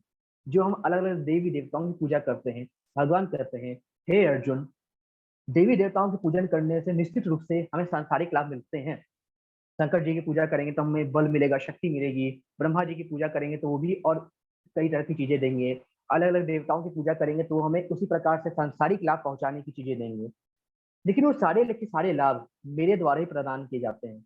मेरी जब इच्छा होती है, तभी ये देवी देवता लोग मेरी शक्ति से प्रदान करते हैं। जैसे प्रधानमंत्री के अंदर सारी शक्ति निहित है। जब प्रधानमंत्री चाहेंगे तभी जितने भी मंत्रीगण हैं वे जनता की समस्या हल करने उनके यहाँ जा सकते हैं। प्रधानमंत्री चाहेंगे तभी गृह मंत्रालय कार्य कर सकता है। प्रधानमंत्री चाहेंगे तभी कोई और मंत्रालय कार्य कर सकता है। उसी प्रकार से भगवान की शक्ति से ही सभी देवी देवता हमको वरदान देते हैं, सभी देवी देवता हमको सांसारिक इच्छाओं की पूर्ति करते हैं। लेकिन भगवान कहते हैं कि ये सही चीज नहीं है। भगवान कहते हैं श्लोक नंबर 23 में, अल्प बुद्धि वाले व्यक्ति देवताओं की पूजा करते हैं और उन्हें प्राप्त होने वाले फल सीमित तथा क्षणिक होते हैं। देवताओं की पूजा करने वाले देवलोक को जाते हैं, किंतु मेरे भक्त अंततः मेरे परम धाम को प्राप्त होते हैं। भगवान कहते हैं, अर्जुन, जो अल्प बुद्धि व्यक्ति होते हैं वो देवताओं की पूजा करते हैं, डायरेक्टली मिनिस्टर से सोर्स लगाते रहते हैं, मेरे पास सीधे प्राइम मिनिस्टर के पास नहीं आते। तो इसी तरीके से लोग देवी देवताओं के पीछे भागते रहते हैं, मेरे पास डायरेक्ट नहीं आते, जबकि जानते हैं मेरा नाम लेने से सीधे मुक्ति मिलेगी। देवी देवताओं के नाम लेने से स्वर्ग को जाओगे, फिर वापस धरती लोक पर आओगे। जैसे मैंने कहा था कि जब अच्छे कर्म करेंगे तो स्वर्ग को जाएंगे, फिर वापस धरती लोक पर आएंगे। बुरे कर्म करेंगे नरक को जाएंगे, वापस धरती लोक पर आएंगे। कर्म बंधन बंधा रहेगा, फिर भी हम देवताओं की पूजा करते हैं। तो ये तो गलत है ना। भगवान के द्वारा जीवन दिया गया है तो मुक्ति प्राप्त करने के लिए। तो भगवान कहते हैं मेरी भक्ति करो, देवताओं की भक्ति करते हो अच्छी बात है, लेकिन वो इनडायरेक्टली मेरी ही पूजा है। मेरी पूजा डायरेक्ट करो, इनडायरेक्ट करने की आवश्यकता नहीं है। देवता लोग जो फल देते हैं वो सीमित रहता है, ये क्षणिक रहता है, कुछ समय के लिए रहता है, टेम्पोररी रहता है। देवताओं की पूजा करने वाले देवलोक को जाते हैं, और जो व्यक्ति मेरी पूजा करता है मेरे परम धाम को जाता है, और मेरे परम धाम से कोई व्यक्ति वापस कभी नहीं आता, क्योंकि मेरे परम धाम मुक्ति देने वाला है। फिर आगे भगवान श्री कृष्ण कहते हैं श्लोक नंबर 24 में, बुद्धिहीन मनुष्य मुझको ठीक से ना जानने के कारण सोचते हैं कि मैं पहले निराकार था और अब मैंने इस स्वरूप को धारण किया है। वे अपने अल्प ज्ञान के कारण मेरी अविनाशी तथा सर्वोच्च प्रकृति को नहीं जान पाते। तो भगवान कहते हैं, हे अर्जुन, जो व्यक्ति महामूर्ख होते हैं, जो बुद्धिहीन होते हैं, वो तो मुझको ठीक से जानते नहीं है। वो सोचते हैं पहले एनर्जी के फॉर्म में था और अब कृष्ण के रूप में प्रकट हो गया हूँ। मैं पहले भी श्याम सुंदर के रूप में था, मेरे 2 हाथ 2 पैर हैं, अभी भी हूँ और हमेशा रहूंगा। मेरा ओरिजिनल स्वरूप ही श्याम सुंदर स्वरूप है, और मैं गोलोक धाम में निवास करता हूँ। मैंने मनुष्य रचा है अपने जैसा फिगर, अपने जैसा शकल, अपने जैसी शरीर किसको दिया है? मनुष्य को दिया है, कि मनुष्य अपनी बुद्धि के अनुसार मुझको पा सके। लेकिन मनुष्य सोचता है कि मैं एनर्जी था पहले और वहां से प्रकट हुआ हूँ, जबकि एनर्जी मुझसे प्रकट होती है। मेरी शरीर का जो तेज है वो है दिव्य ज्योति। लेकिन लोग सोचते हैं कि दिव्य ज्योति से मैं प्रकट हुआ हूँ। मैं दिव्य ज्योति से प्रकट नहीं होता, दिव्य ज्योति मुझसे प्रकट होती है। ऐसा भगवान कृष्ण कहते हैं, मैं अविनाशी हूँ और मैं ही सर्वोच्च प्रकृति हूँ, लेकिन बुद्धिहीन मनुष्य इसको जान नहीं पाते। फिर आगे भगवान श्री कृष्ण कहते हैं, मैं मूर्ख 7.25 में, कि मैं मूर्खों तथा अल्पज्ञों के लिए कभी भी प्रकट नहीं हूँ। जो लोग मूर्ख हैं उनके लिए मैं कभी भी प्रकट नहीं हूँ, उनके लिए तो मैं अपनी अंतरंगा शक्ति द्वारा आच्छादित रहता हूँ। अतः वे यह नहीं जान पाते कि मैं अजन्मा तथा विनाशी हूँ। भगवान कहते हैं, हे अर्जुन, जो मूर्ख होते हैं, जिनके पास ज्ञान नहीं होता, उनके लिए तो मैं कभी प्रकट नहीं होता। जो लोग कहते हैं ना मुझे भगवान के दर्शन नहीं होते, मैं नास्तिक हूँ, मैं वो हूँ, तो भगवान स्वयं कहते हैं मैं उनके लिए कभी प्रकट होता ही नहीं हूँ। मैं ऐसे अज्ञानियों के लिए, ऐसे मूर्खों के लिए कभी संसार में आता ही नहीं। मैं सिर्फ अपने भक्तों की रक्षा के लिए, अपने भक्तों के लिए आता हूँ। जो लोग मुझे नहीं जानते, नास्तिकता व्यवहार स्वीकार करते हैं, जो नास्तिक है, उनके लिए तो मैं कभी प्रकट होता ही नहीं। अतः वो कभी जान ही नहीं पाते कि मैं अजन्मा हूं, मैं अविनाशी हूँ। फिर आगे भगवान कहते हैं, हे अर्जुन 7.26 में, श्री भगवान होने के नाते मैं जो कुछ भूतकाल में घटित हो चुका है, जो वर्तमान में घटित हो रहा है और जो आगे होने वाला है, सब कुछ जानता हूँ। मैं समस्त जीवों को भी जानता हूँ, किंतु मुझे कोई नहीं जानता। भगवान कहते हैं, हे अर्जुन, मैं तो भगवान हूँ, मुझे भूत भविष्य वर्तमान सब कुछ दिखता है। मैं तो सब कुछ जानता हूँ, परंतु कोई मुझे नहीं जान पाता। कोई मुझे तो जाने, प्रयास तो करे मुझे जानने का। ऐसा भगवान श्री कृष्ण यहाँ पे कहते हैं। फिर आगे प्रभु कहते हैं श्लोक नंबर 28 में, येषां त्वन्तगतं पापम जनानां पुण्य कर्मणां ते द्वंद्वे मोह निर्मुक्ता भजन्ते माम दृढ़व्रताः। भगवान कृष्ण कहते हैं, हे अर्जुन, जिन मनुष्यों ने पूर्व जन्मों में तथा इस जन्म में पुण्य कर्म किए हैं और जिनके पाप कर्मों का पूर्णतया उपच्छेदन हो चुका है, वे मोह के द्वंद्वों से मुक्त हो जाते हैं और वे संकल्प पूर्वक मेरी सेवा में तत्पर हो जाते हैं। तो भगवान कहते हैं, हे अर्जुन, जिनके पूर्व जन्मों में पुण्य कर्म थे और जिनके इस जन्म में पुण्य कर्म है और जिनके सभी के सभी पाप कर्म खत्म हो चुके हैं, वे मोह माया से ऊपर उठ के मेरी भक्ति करते हैं, मेरी सेवा करते हैं, अंत में मेरे परम धाम को जाते हैं। ऐसा भगवान श्री कृष्ण यहाँ पे कहते हैं। ठीक है। फिर आखिरी में भगवान कहते हैं, हे अर्जुन, साधि भूताधिदेवम माम साधि यज्ञम च ये विदुः प्रयाण काले अपि च माम ते विदुयुक्त चेतसः। भगवान कहते हैं, हे अर्जुन, जो मुझ परमेश्वर को मेरी पूर्ण चेतना में रहकर मुझे जगत का, देवताओं का तथा समस्त यज्ञ विधियों का नियामक जानता है, वे अपनी मृत्यु के समय भी मुझ भगवान को जान और समझ सकता है। भगवान कहते हैं, अर्जुन, जो व्यक्ति समस्त देवताओं का मुझे सोर्स जानता है, समस्त देवताओं को उत्पन्न करने वाला मैं ही हूँ, समस्त मनुष्यों को जन्म देने वाला मैं ही हूँ, समस्त जीवों का पालक मैं हूँ, जो इस हिसाब से मुझे जानता है, मृत्यु के समय वो मुझे जान पाता है, अंत समय में मुझे प्राप्त कर सकता है। ऐसा भगवान श्री कृष्ण यहाँ पे कहते हैं। ठीक है। फिर ये अध्याय यहाँ पे समाप्त होता है। प्रभुपाद जी इस अध्याय में क्या करते हैं, यह 7वां अध्याय विशेष रूप से बताता है कि कोई किस प्रकार से पूर्णतया कृष्ण भावना भावित हो सकता है। कृष्ण भावना का शुभारंभ ऐसे व्यक्तियों के सानिध्य से होता है जो कृष्ण भावना भावित होते हैं। ऐसा सानिध्य आध्यात्मिक होता है और इससे मनुष्य प्रत्यक्ष भगवान के संसर्ग में आता है और भगवत कृपा से वह कृष्ण को भगवान समझ सकता है। साथ ही वह जीव के वास्तविक स्वरूप को समझ सकता है और यह समझ सकता है कि किस प्रकार भगवान कृष्ण को बुलाने से वह प्रकृति के नियमों द्वारा प्रकृति नियम द्वारा बंधा हुआ है। वह यह भी समझ सकता है कि यह मनुष्य जीवन कृष्ण भावनामृत को पुनः प्राप्त करने के लिए मिला है, अतः इसका सदुपयोग परमेश्वर को अहेतु कृपा प्राप्त करने के लिए करना चाहिए। तो प्रभुपाद जी कहते हैं कोई व्यक्ति तभी भगवान कृष्ण को प्राप्त कर सकता है जब उसके अंदर कृष्ण भावनामृत हो। ऐसे हमें हमेशा भक्तों का सानिध्य करना चाहिए। जैसे हमने देखा भक्तों के सानिध्य करने से भगवान जल्दी मिलते हैं, तो हमेशा हमको भक्तों का सानिध्य करना चाहिए। हमेशा भगवत कृपा के लिए ललायित रहना चाहिए। हमेशा भगवान की को याद में रखना चाहिए, चाहे हमारे जीवन में सुख हो दुख हो, हमेशा भगवान को याद रखना चाहिए। और मनुष्य जीवन में हमें समझ जाना चाहिए कि भगवान ही परमेश्वर है, भगवान ही सर्वेश्वर है और भगवान ही सब कुछ है। भगवान का रूप श्याम सुंदर सा है। जिस दिन हम ऐसा समझ जाएंगे निश्चित रूप से हमारा कल्याण निश्चित हो जाता है, ऐसा प्रभुपाद जी यहाँ पे कहते हैं। तो ये लेसन यही चैप्टर यहीं पे समाप्त होता है। हरे कृष्णा सभी को। अब किसी कोई क्वेश्चन हो कोई प्रश्न हो तो एक एक करके अपना हैंड रेस कर लीजिए, या आप अपने क्वेश्चन अपने प्रश्न जो है चैट बॉक्स में भी लिख सकते हैं। ठीक है, तो आप लोग हैंड रेस कर सकते हैं या अपने क्वेश्चन जो है चैट बॉक्स में लिख सकते हैं। तो एक एक करके आपके प्रश्नों का उत्तर दिया जाएगा। ठीक है, हरे कृष्ण।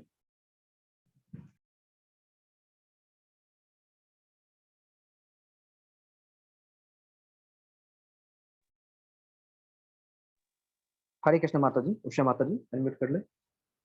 जी प्रभु जी, मुझे ये पूछना था, जो अर्जुन जी थे उनकी पत्नी द्रौपदी थी, जी तो उन्होंने जुआ खेला और उसमें उनको लगाया अपनी पत्नी को। ये भी तो एक गलत काम है, पाप ही है ये, अपनी पत्नी को जुए में लगाना और फिर उसको हारना। तो भगवान श्री कृष्ण ने फिर अर्जुन को मतलब क्यों क्षमा किया, उनको क्यों भगवत गीता का पाठ सुनाया? देखिए माता जी, सबसे पहले ये जो सारे खेल हो रहे थे ये युधिष्ठिर महाराज के हो रहे थे। युधिष्ठिर महाराज ने सारी चीजें की थी। बाकी युधिष्ठिर महाराज को कृष्ण भगवान ने रोका भी था, कहा था मैं तुम्हारे साथ चलता हूँ। परंतु ये वो समय था कि जब युधिष्ठिर और जितने भी 4 पांडव हैं वो सभी के सभी जो राज्य था किसके अधीन था, हस्तिनापुर के। वो स्वतंत्र नहीं थे, डिपेंडेंट थे। तो जैसा जैसे अब हमारे पास सबसे पहले हम भी डिपेंडेंट थे, हम भी परतंत्र थे, अंग्रेजों के अधीन थे। तो जैसा अंग्रेज कहते थे वैसे हमें करना पड़ता था। उसी प्रकार से ये लोग भी डिपेंडेंट थे।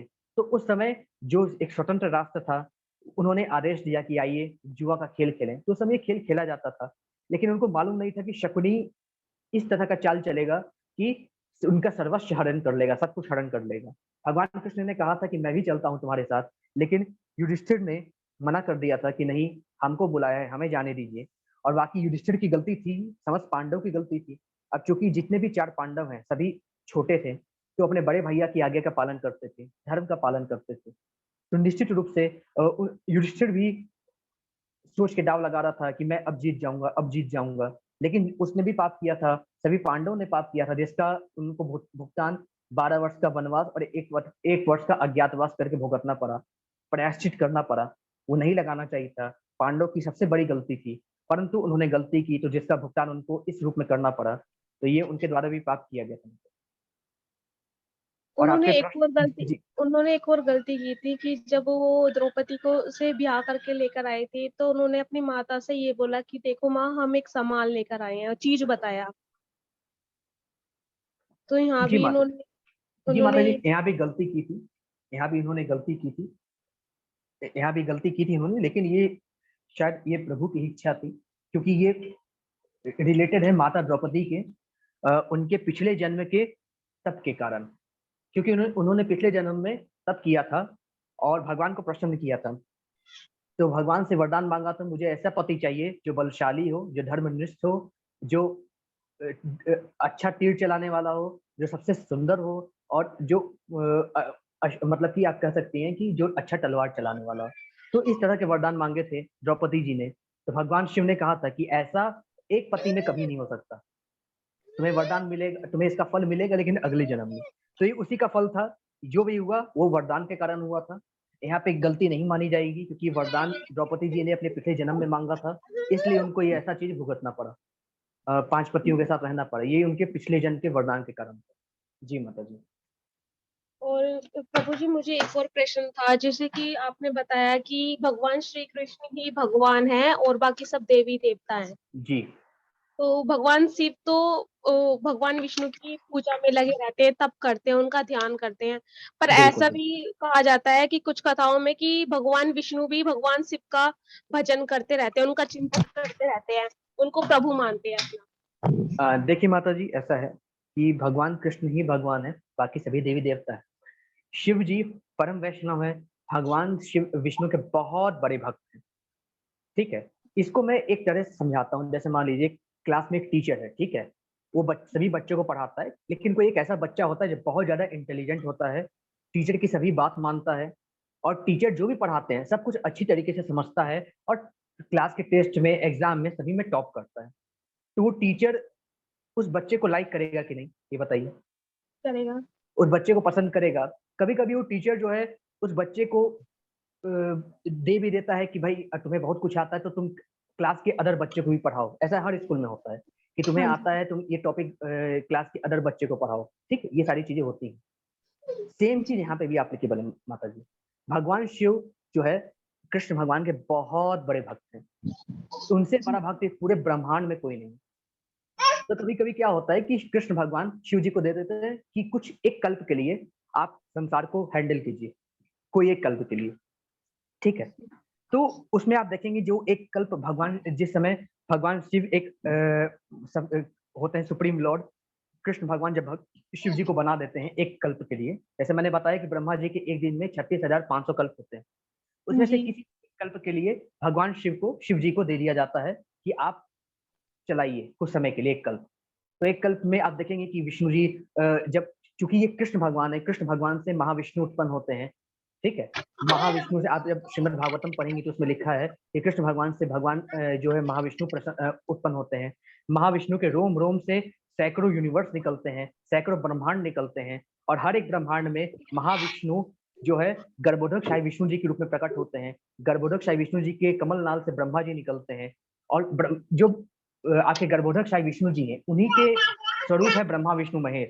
ठीक है, और जब एक संसार का पालन करते हैं, एक संसार की रचना करते हैं, एक संसार का संहार करते हैं। ठीक है, तो शिव जी एक कल्प में जब शिव जी सुप्रीम लॉर्ड होते हैं, तो उस समय आप देखेंगे आपने शिव महापुराण में पढ़ा होगा या कभी सुना होगा कि विष्णु जी जो है शिव जी से अस्त्र लेते हैं, सुदर्शन चक्र लेते हैं, उनकी आराधना करते हैं, उनकी प्रार्थना करते हैं। ठीक है, तो ये उस कल्प की कथा है, जो शिव महापुराण है उस कल्प की कथा के बारे में कहा गया है। दूसरी चीज ये है कि ऑब्वियस सी बात है, जब भी भगवान नारायण अवतार लेते हैं धरती पे, वो अपने भक्त की भक्ति करते हैं। भगवान तो अपने भक्त की भक्ति करते ही हैं, भगवान इतने दयालु अपने भक्त की भक्ति करते हैं। राजा बलि जो कि सुतल लोक में है, उनको दर्शन देने भगवान नारायण स्वयं वैकुंठ लोक से जाते हैं प्रतिदिन। तो जैसे भगवान अपने, भगवान श्री राम ने उस पे समुद्र में पत्थर डालती पर भगवान शिव की पूजा की थी, उनकी आराधना की बिल्कुल थी। बिल्कुल, जब भी भगवान अवतार लेते हैं वो अपने भक्त की खूब पूजा करते हैं। भगवान अपने भक्त की खूब पूजा करते हैं, लेकिन रामायण में आपने पढ़ा होगा शिव जी सदा ही राम नाम का जप करते रहते हैं, सदा जी। ही राम की कथा सुनाते रहते हैं। तो यहाँ से ये मालूम चलता है कि शिव जी भगवान के बहुत बड़े भक्त हैं, और शिव जी के 11वें रुद्र अवतार कौन है? हनुमान जी। हनुमान हनुमान। जी से कितने बड़े भक्त हैं राम जी के। अगर ऐसा होता कि राम जी हमेशा पूजा करते रहते शिव जी की, क्या कभी हनुमान जी भक्त होते राम जी की? तो इतने बड़े भक्त हैं शिव जी की भगवान उनकी भक्ति करते हैं अवतार में। हर अवतार में आप देखेंगे, चाहे राम अवतार में हो, चाहे कृष्ण भगवान स्वयं आए हो, तो भी अपने भक्ति की भक्ति करते हैं। उनको अपने भक्ति की भक्ति करने में आनंद मिलता है। और दूसरा चीज वो दिखाना चाहते हैं कि मैं भी भगवान की भक्ति करता हूँ, तो तुम भी हर संसार वाले को कि तुम्हारे जीवन में भगवान की भक्ति इंक्लूड होनी चाहिए। जब मैं भगवान होकर मनुष्य तन धारण करता हूँ और भगवान की भक्ति करता हूँ, मेरे अंदर भी भक्ति है, तो तुम्हारे अंदर भी भक्ति होनी चाहिए। सुबह उठिए, स्टार्ट कीजिए भक्ति, भगवान की भक्ति कीजिए, उसके बाद अपना दिनचर्या फॉलो कीजिए। तो ये भगवान मनुष्य रूप में दिखाना भी चाहते हैं कि किस तरह से भगवान की भक्ति करनी चाहिए। करवा दिया तो ये स्विच ऑफ। सारे के सारे चीजें यहाँ पे भगवान शिव और भगवान कृष्ण का है यहाँ पे। जी माता जी।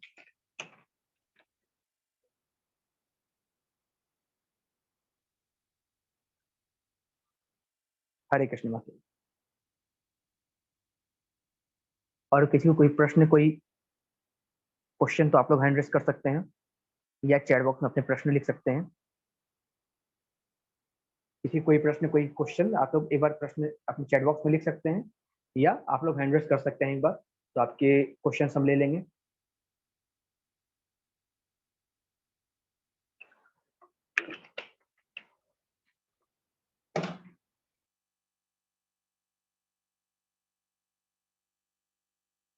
चलिए, अभी कोई प्रश्न नहीं है तो हम इस लेक्चर को यहीं पे एंड करेंगे।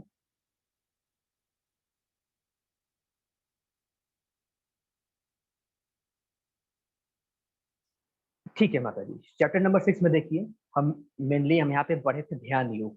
ध्यान योग में हमने ये पढ़ा था किस तरीके से ध्यान के माध्यम से हम भगवान तक पहुंच सकते हैं। ठीक है, तो यहाँ पे बताए थे भगवान अष्टांग योग के बारे में, 8 तरह के प्रिंसिपल के बारे में, अलग अलग तरह के ध्यान के बारे में, किस तरीके से कुशा बिछा के अपने शरीर को थोड़ा मजबूत बना के एकांत में जाके मन को कंट्रोल में करके भगवान का ध्यान कर सकते हैं। ये सारी चीज भगवान ने बताई। और फिर भगवान ने बताया कि मन को कैसे कंट्रोल में कर सकते हैं, किस तरीके से निरंतर प्रयास और वैराग्य की भावना से हम मन को कंट्रोल में करके भगवान की भक्ति कर सकते हैं। तो ध्यान योग में मेनली यही बताया गया है, ध्यान के माध्यम से, अष्टांग योग के माध्यम से कैसे प्रभु की भक्ति कर सकते हैं। एंड सेकंड थिंग ये बताया गया है किस तरीके से हम मन को कंट्रोल में रख के भक्ति करके भगवान श्री कृष्ण तक पहुंच सकते हैं। यही चैप्टर नंबर 6 का सार है माता जी। हरे कृष्ण माता जी।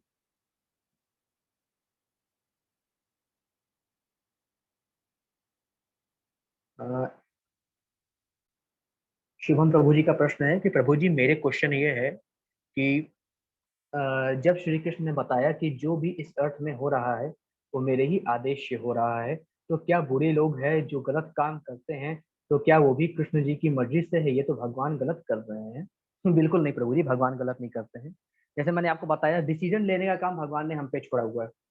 जैसे मैंने आपको बताया था कि एक मिस्त्री घर बना देता है, अब उस घर में आपको बियर बार खोलना है, तो उस घर में भगवान के भजन चलाना ही आप पे निर्भर करता है। भगवान ने हमको शरीर दे दिया, सारे जो 3 गुण हैं भगवान की शक्ति द्वारा वो हमारे शरीर में उत्पन्न हो गए। अब इस शरीर को कैसे चलाना ही हम पे निर्भर करता है। हमारा मन भी स्वतंत्र है, हमारे डिसीजन डिसाइड करते हैं कि हमें किस तरीके से भगवान को प्राप्त करना है ना। अब घर में हम बियर बार खोले कि भगवान की टेम्पल खोले, भगवान की भक्ति करिए, हम पर निर्भर करता है ना। उसी प्रकार से ये जो हमारा शरीर है, मंदिर है, इसको हम कैसे चलाएं। हम बुरा काम करेंगे तो बुरा फल मिलेगा, अच्छा काम करेंगे अच्छा फल मिलेगा। भगवान के हाथ में सिर्फ 6 चीज है, जन्म मृत्यु यश अपयश लाभ हानि, और डिसीजन लेना, कर्म करना ये हमारे हाथ में है। फल देना है भगवान के हाथ में, लेकिन कर्म करना हमारे हाथ में है। कर्म हम कर सकते हैं, उसकी फल की इच्छा हम नहीं कर सकते। ठीक है, तो ये नहीं कह सकते भगवान ही सब कुछ कर रहे हैं, भगवान के आदेश पे हो रहा है सब कुछ, लेकिन उन्होंने मनुष्यों को बुद्धि दी है और मनुष्य को डिसीजन लेने के लिए इंडिपेंडेंट छोड़ा है कि अपना डिसीजन लेके मुझ तक पहुंचो। इसमें भगवान कभी हस्तक्षेप नहीं करते, मनुष्य के किसी कर्म में हस्तक्षेप नहीं करते, लेकिन जैसा मनुष्य का कर्म फल बनता है उसके हिसाब से उसकी अगली गति भगवान स्वयं देते हैं। जी प्रभु जी। ठीक है, तो अब कोई प्रश्न है नहीं तो इस लेक्चर को मैं ही एंड करूंगा। कल मिलेंगे चैप्टर नंबर 8 के साथ। ठीक है, तब तक आप लोग चैप्टर नंबर 7 का क्विज सभी लोग कर लीजिएगा, और कोई अगर दिक्कत हो तो आप मैसेज कर सकते हैं व्हाट्सएप पे। ठीक है, हरे कृष्णा सभी को एक बार फिर, सभी को हरे कृष्णा।